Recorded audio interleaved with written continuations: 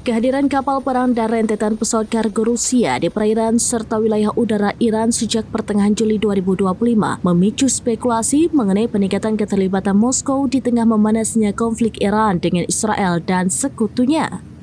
Kapal Rusia SB-738 tiba di Laut Kaspia pada Senin 21 Juli, bersiap untuk mengikuti latihan bersama dengan sandi CASAREX 2025.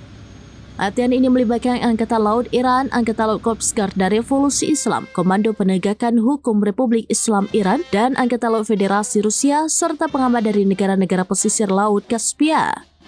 Di sisi lain, pergerakan pesawat kargo Rusia ke Iran telah berlangsung sejak 16 Juli 2025 dengan pendaratan berulang pada kurun waktu kurang dari 2 hari.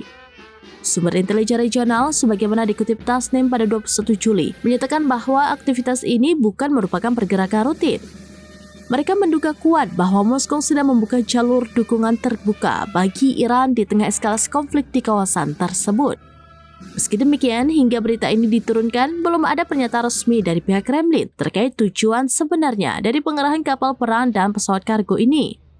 Ketidakjelasan mengenai motif di balik peningkatan kehadiran militer Rusia di Iran menambah pertanyaan mengenai dinamika aliansi dan potensi pergeseran kekuatan di Timur Tengah.